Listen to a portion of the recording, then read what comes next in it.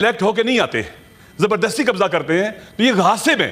इनकी जायज ही नहीं है, इनका बैठना सीटों के ऊपर, इनका फैसिलिटीज लेना, इनका कोई इक़दाम जो है वो भी जायज नहीं है। बोलने दे प्लीज, मुझे बात करने दे। मैं कभी नहीं बोला किसी की बात में। जिन्होंने धांधली की, जिन्होंने पैसे लिए, लूटा, उनको गिरफ्तार करो। डीजीएसपीआर ने कहा हमारा सियासत से कोई ताल्लुक नहीं है, आपका 110% सियासत के साथ ताल्लुक है। ये क्या जिंदगी है, ये क्या तरीकाकार है, ये कौन सा कानून इजाजत देता है? अस्सलाम वालेकुम नाज़रीन इकराम, आप ये वीडियो देखिए फिर इस पर बात करते हैं। आप देखेंगे गुज़श्ता 3 दिन से तकरीबन इस्लामाबाद एक जजीरा बना हुआ है। मेरा घर इस्लामाबाद में है, मेरे घर के बाहर 2 कंटेनर लगाए गए गली के अंदर। ये क्या जिंदगी है, ये क्या तरीकाकार है, ये कौन सा कानून इजाजत देता है? फ्रीली मूव करने के रास्ते में रुकावटें डालना, क्यों ऐसे हो रहा है? ये क्या फंडामेंटल राइट्स की वायलेशन नहीं है? कोई बीमार हो जाए कैसे अस्पताल जाए? इतनी रुकावटें खड़ी करना, ये कहां का कानून? जंगल में रहते हैं, इंसानों के लिए ऐसे होता है? ये कानून का मिस यूज भी कानून की बेहरमती है और कानून की खिलाफवर्जी है। मुजरिम है वो शख्स जो कानून को मिस यूज करता है, इख्तियारात और पावर को मिस यूज करता है। आप ये कहते हैं आइन में लिखा है हाकिमियत आला अल्लाह की है, पाकिस्तान का आइन कहता है अल्लाह की हुकूमत, तो ऐसे हुकूमत करें जैसे लगे अल्लाह हुकूमत कर रहा है। अल्लाह हमारा अबीद, खुदा जुल्म नहीं करता अपने बंदों के ऊपर। इतनी कुदरत रखने के बावजूद वो गला नहीं घोटता, वो स्पेस देता है, वक्त देता है। लेकिन यहां सूरत हाल ये बनी हुई है कि हमारा इस्लामाबाद एक जजीरा बन गया। कानून साजी जो इस्लामाबाद के लिए हुई है, 3 साल सजा, आपने जलसा किया, परमिशन नहीं मिली। यहां परमिशन कैसे देते हैं? पीटीआई को 9 मई के बाद आपने इस्लामाबाद में कितने अरसे बाद इजाजत दी है? उनका क्या ये बुनियादी हक नहीं था? आप मुल्क को सही तरह से चलाएं, कोई पाकिस्तान के अंदर हम आके इधर हमला नहीं करेंगे, किसी को नुकसान नहीं पहुंचाएंगे। मैं एक जमात का हेड हूं, हमने इतने धरने दिए, इतने एहतजाजात किए, कभी कोई दरख्त का पता नहीं तोड़ा हमने। सिविलाइज तरीन इसी ऐवान के अंदर चौधरी निसार अली खान ने दाखिला थे, उन्होंने हमारी तारीफ की। हमने 5-5 दिन धरने दिए, हजार जगह के ऊपर। अवाम के ऊपर जो हुकूमत डिपेंड करती है वो अवाम से नहीं खौफ खाती। अभी मुझे तकरीबन यहां पहुंचने में 45 मिनट लगे हैं, यहां आने में, घर से यहां तक। इधर है पहले सरीना होटल बंद है, उधर चले जाओ मेरिट की तरफ बंद है, फिर उस तरफ से जाओ, फिर वो पूछ रहे हैं कौन हो तुम, कहां जा रहे हो? ये इंसल्टिंग रवैया क्यों है हमारे साथ? ये दुरुस्त नहीं है। इसी तरह से देखें, पाड़ा चनार के अंदर 50 आदमी मारे गए हैं, 50 आदमी। क्या ऐवान में बात हुई है उनके ऊपर? बेगुनाह मारे गए। 35 कनाल का झगड़ा है और 50 बंदे मारे गए हैं, 100 से ज्यादा जख्मी हैं। कोई बात नहीं हो रही, बेगुनाह मारे जा रहे हैं लोग, परवाही नहीं है। एक इंसान का कत्ल तमाम इंसानों का कत्ल है, कुरान कहता है। इतनी लाताल्लुकी अपने अवाम के साथ, वो मेरे वतन के बेटे मारे गए हैं, कोई परवाह नहीं है। हम क्या यहां पर बैठे हैं? मेरी बहन कह रही थी कि डान अखबार के अंदर ऐसी खबर, ऐसी चीजें लिखी गई हैं जो इंसल्ट है हमारे अवाम की। क्या हम अपनी ड्यूटी पूरी कर रहे हैं?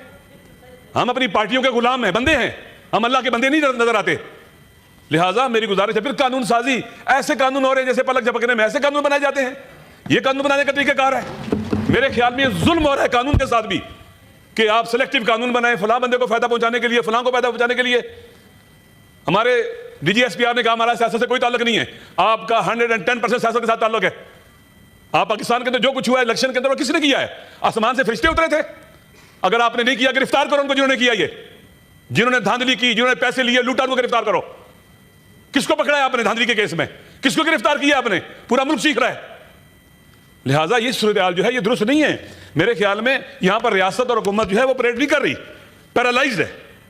और वाकयान जो जलसा हुआ है कल, खुदा गवाह मैं खुद उस जलसे में गया हूं, इतना मुश्किल था वहां पहुंचना जिसकी इंतहा नहीं है। बात सुन ले, मुझे बोलने दे प्लीज, मुझे बात करने दे। मैं कभी नहीं बोला किसी की बात में। आप मुझे कुछ सारे गालियां देते हैं, कौन है जो गाली नहीं देता है? मैं नहीं किसी को गाली नहीं दी आज तक, ना कभी दूंगा, ना अखलाक से गरीब बात करूंगा। पॉलिटिकल लीडरशिप जो है वो टीच भी करती है अखलाक और कदरे। अगर हम अखलाकियात का मुजाहरा नहीं करेंगे, हम एक दूसरे का एहतराम नहीं करेंगे और एहतराम से बात नहीं सुनेंगे, इख्तलाफ हो सकता है, डिफरेंस ऑपिनियन हो सकता है, लेकिन बात एहतराम से सुने। अगर आपके पास लॉजिकली कोई जवाब है, आप जवाब दो। इंसल्ट करना, तौहीन करना, बीच में बोलना, ये कोई वो चीज़ नहीं है।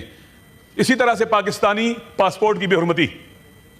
अभी हमारे ज़ायरीन पाकिस्तान से गए इराक, हमारे ज़ायरीन चाहे बाई एयर गए चाहे बाई रोड गए, उनके पासपोर्ट एयरपोर्ट पर ले लिए गए, पासपोर्ट ले लिए गए उनसे।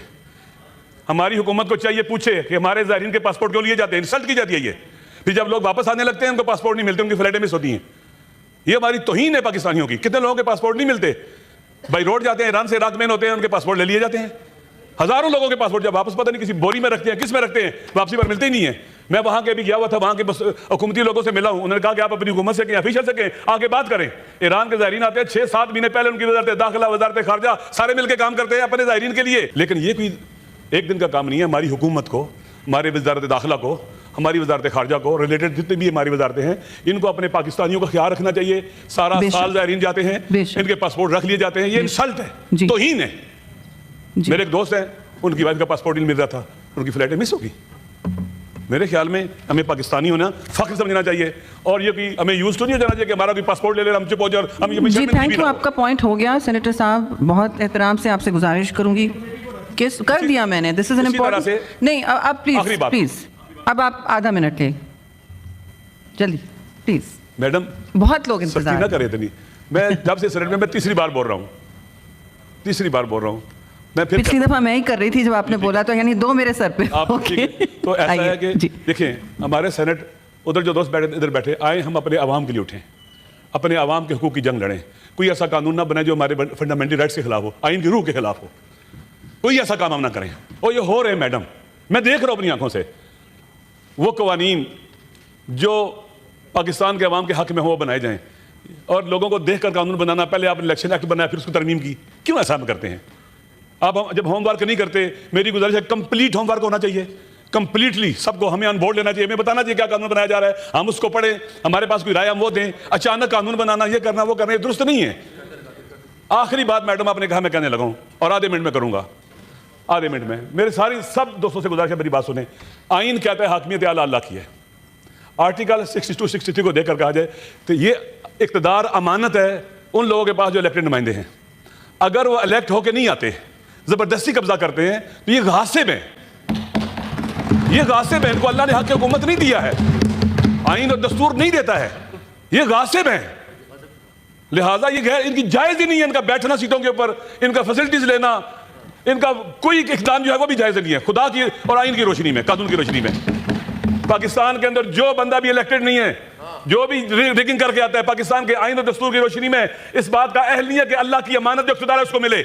ओके सेनेटर साहब, थैंक यू, बहुत बहुत शुक्रिया, बहुत बहुत शुक्रिया। नाज़रीन कराम, आपने वीडियो देखी। अल्लामा नासिर अब्बास आज असम्बली के अंदर शहबाज शरीफ और इस हुकूमत पर चढ़ दौड़े कि कैसे इन्होंने कल के जलसे में रुकावटें खड़ी की और इस्लामाबाद के गली मोहल्लों तक कंटेनर लगा दिए ताकि कोई बाहर ना निकल सके। जब हम बाहर निकलते हैं तो हमें रास्ते में पूछा जाता है कि आप कौन है, कहाँ जा रहे हैं, ये क्या हो रहा है इस मुल्क के साथ। आखिर ये हुकूमत इस मुल्क को कहाँ लेके जाना चाहती है? शहबाज एंड कंपनी को इस बात की कब समझ आएगी कि इस तरह मुल्क नहीं चला करते, आप इस तरह पाबंदियां लगाकर लोगों को नहीं रोक सकते।